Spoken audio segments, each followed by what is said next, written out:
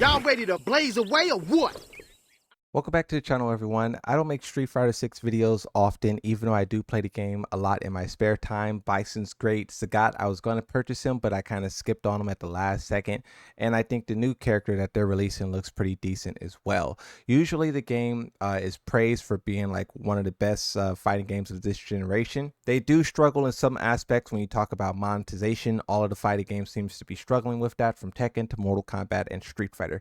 We'll see how the others fare when you talk about a 2XKO, Invincible, and Marvel Token. How will their monetization be? Will it be better? Will it be worse? Same thing with Virtual Fighter. Only time will tell. But the reason why I'm talking about Street Fighter 6 is because what they're doing currently in their tournaments. They have a lot of influence. Street Fighter is the king of fighting games. Harada said this himself. This is why he respects the franchise so much. He even went as far as saying that if Street Fighter has a release date, he would go way out of his way to delay his own games to make space for them because he just respects them that much, right? And we know that these fighting games are stealing mechanics from one another, slow-mo mechanics, rage art mechanics, super mechanics, ideas is going back and forth, battle passes, skins, reusing this. The fighting games copy each other a lot is basically what I'm saying. You have the creation of the Tekken World Tour, you have the creation of the Capcom Cup. On the topic of the Capcom Cup, these guys, the Street Fighter, are cooking up the most devious scheme I ever seen in my life. The tweet says the countdown begins. Tickets for Capcom Cup 12 drop soon on October 10th. So that's pretty fire, right? That's around the same time as Armor King and whatnot's going to be happening. So big things happening in the month of October. Starting this season, Capcom Cup 12 finals, March 14th, and SFL World Championship for March 15 will be streamed live via pay-per-view. Free replays will drop March 21st. If you want to see what happens, you have to wait like a week. And this is something that's never really happened in fighting games, and I don't know if even League of Legends or Overwatch or Valorant, CSGO, or if any of those big esports games did this. Is Street Fighter introducing a new like formula that's going to sweep the whole entire gaming industry?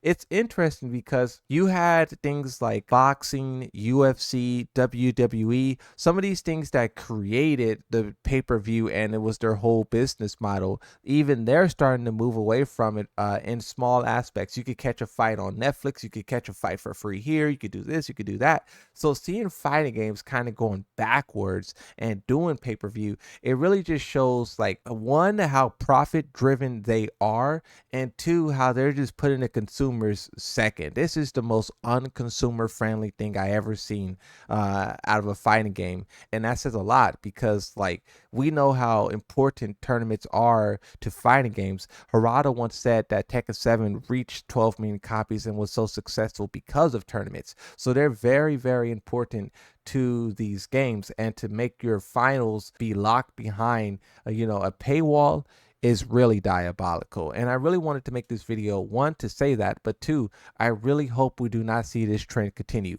If Tekken does this somewhere down the road, because I believe we still don't have information about their Tekken World Tour finals. I may have forgotten, I could be mistaken on that. But even then, if you talk about next year, or you talk about what Marvel Token, 2XKO, things like this, we have to speak up loud against it, or it will grow, it will spread like a disease, and it will just ruin the fun for everyone. Right now, this tweet has less than 1,000 likes while having over 2.4 million views. Whenever you see a skew like that, you know people are hating what they're doing. Here's a meme, by the way, that kind of highlights what's happening, right? Capcom Cup, you see the winner there, you see the winner for the next year, and then this time find out next week. Now, one thing I will say about Capcom is that they are giving out big money, $1 million, and I wonder if that $1 million that they're giving away is motivation for this, because I wonder if they're trying to recoup some of that money, and if that's the only way they could continue doing that. I mean, I don't know if that's why they're doing it, because they haven't said why they're doing it. I'm just coming up with reasons as to why. If that isn't the reason, and so far what players are going off of is just pure greed, right?